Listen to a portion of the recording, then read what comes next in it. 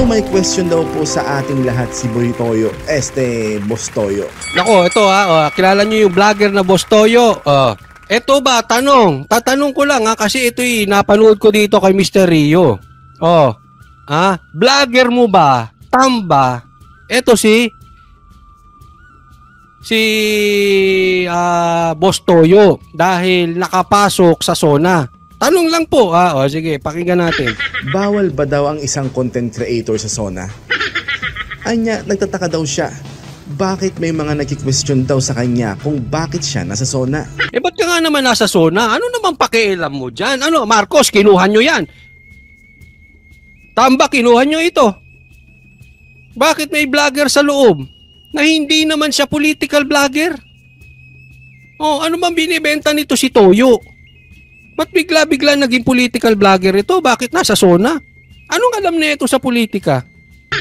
Bakit? Bawal ba daw ang isang content creator doon? Bawal ba daw ang isang tulad niya? Bawal ba daw dahil hindi siya politiko? Bawal! Bawal ba daw dahil hindi daw mataas ang antas niya sa lipunan? Well, hindi naman technically, boss. Kaso, it's very odd na nandyan ka. Tama. Ano bang pakay mo sa SONA? May magbibenta ba ng gold bars sa'yo? Kasi boss, ang content mo ginaya. Di ba? Ginagaya niya lang sa Pawn Star. Ito yung sinasabi. Nagbebenta siya ng at bumibili siya ng mga gold, etc. etc. Kaya mo lang naman sa Pawn Stars, di ba? Malayo po ang kategory sa Pawn Stars, di ba? Well, hindi naman technically, boss. Kaso, it's very odd na nandyan ka. Tama. Ano bang pakay mo sa SONA? May magbibenta ba ng gold bars sa'yo? Kasi boss, ang content mo ginaya mo lang naman sa Pawn Stars, di ba? Malayo po ang kategory ng content mo sa politika. Tapos nandiyan ka? Anong ginagawa mo dyan? Di ba? Well, meron naman siyang sagot dyan, mga idol. Sabi niya, masyado raw tayo nang hahamak ng tao. Gusto niyo lang naman daw marinig kung ano ang sasabihin. Dahil isa daw siyang Pilipino. Nako! At may paki daw siya sa bayan niya. Bigla ka ngayong may paki, Boss Toyo! May paki na siya sa politika. Hindi naman politika content mo. At saka yung sasabihin, pwede ka namang manood sa TV. Bakit? Sa dami ng vloggers, ikaw nakapasok. Ba't hindi yung mga Ensimada vloggers? Sila naman talagang sumusuporta sa mga bangag vloggers. Nagkakasama yan, Ensimada vloggers, bangag vloggers. Ikaw nakapasok. Iba naman ang content mo. Medyo may naaamoy ako. Kasi may nababalita merong isang politiko ang hilig mag-hire. Yung isa nga umamin pa. Umamin pang bayaran. Ang hilig mag-hire ng hindi naman political. Bobo talaga. Kaya sabit-sabit Boss, anong sabi mo? Gusto mong marinig ang mga sasabihin sa SONA ni PBBM. Wow. Boss, baka outdated ka na sa buhay. Wow. Gusto niya marinig SONA. Dahil sa kakabenta mo sa Pinoy Pawn Stars mo Kasi meron na po ngayon tinatawag na TV at internet. Okay? Pwede mo pong mapanood yan sa bahay nyo nang di ka umeepal dyan. Correct. Ako nga napanood ko YouTube lang okay na Oo nga pala, sa bagay. Wala pa nga pala nagbibenta sa'yo ng TV, no? Oy, bentahan nyo ng TV ito si Boss Toyo, Kaya siguro hindi mo alam. Saka makabayan ka? O na-hire ka na ni speaker para maging isa sa mga pabango niya? Ayun. Ayan ang tanong sa'yo. Ako'y nagtatanong lang.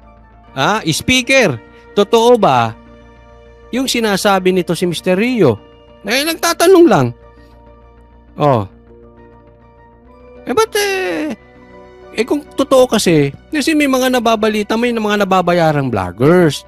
May mga politiko kasi na may pagka kung totoo, ba't ka magbabayad ng isang vlogger na hindi naman connected sa politiko?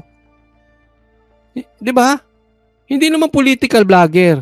Kasi isa lang naiisip ko dito.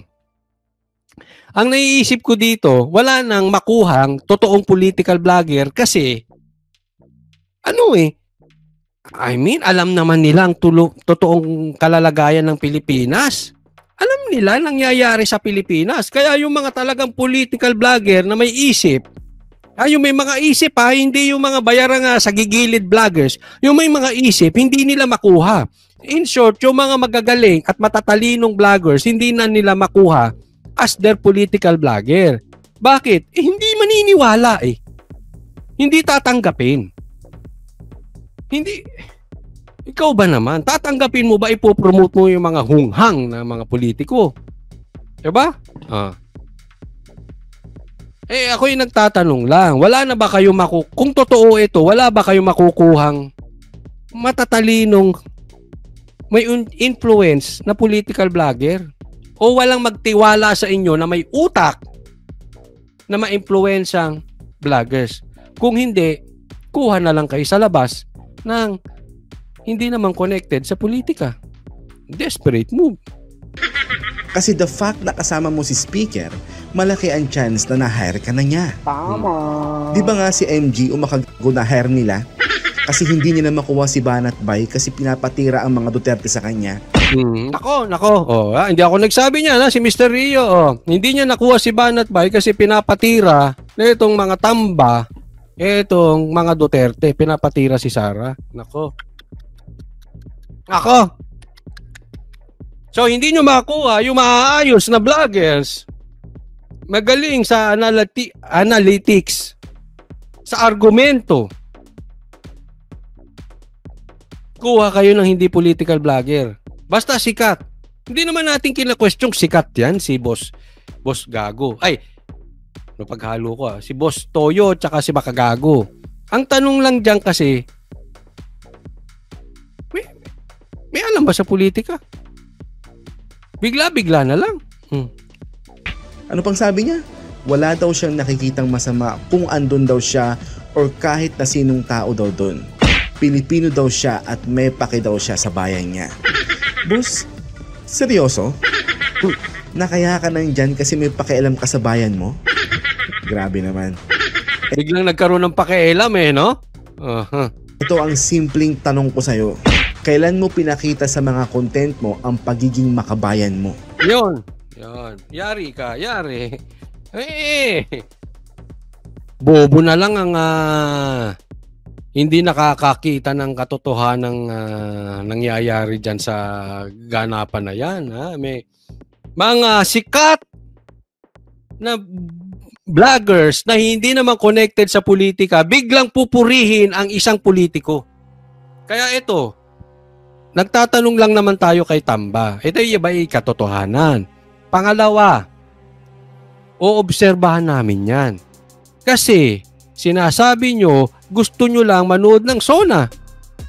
Pero, bantayan nyo Bantayan nyo. Pag ang susunod na vlog niyan, pinupuri na halimbawa si Tamba o si Marcos o kung sino man, delikado yan. Malinaw pa sa yan, sa pagsikat ng araw. Malinaw pa sa pagsikat ng araw bukas na may kalokohang nangyari dyan.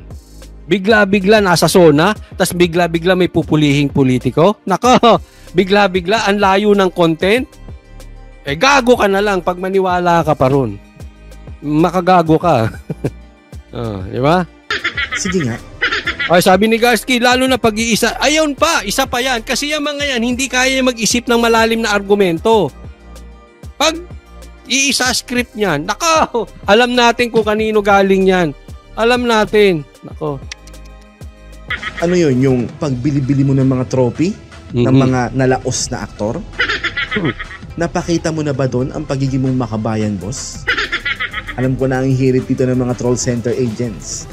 Bakit daw si Mocha Uson sa panahon ni PRRD kasama niya palagi daw?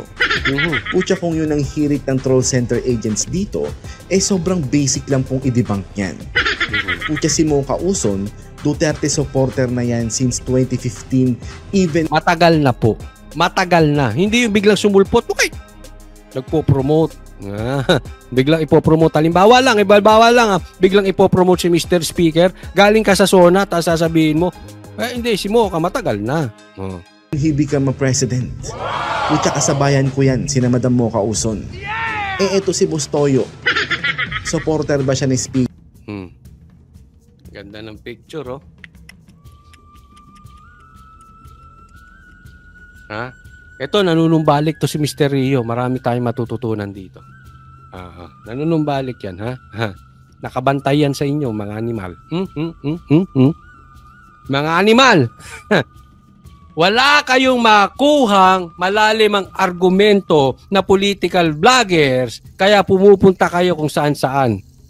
Wala akong pinabanggit kung sino, ha? Pero aabangan natin sino-sino yung bigla na lang pupuri sa inyo. O ni BBM? Di ba hindi? Di ba bigla na lang sumulpot yan na parang kabuti? Di ba? So anong sinasabi mo na makabayan ka? Ha? Makabayan o nabayaran? Ako po nagtatanong lang. Tanong lang. Makagago, makatoyo. Ano ba to? Boss Toyo, oo. Tanong lang. Makabayan o makabayaran? Si Mr. Rio nagtanong nun, ha? Oo, ha?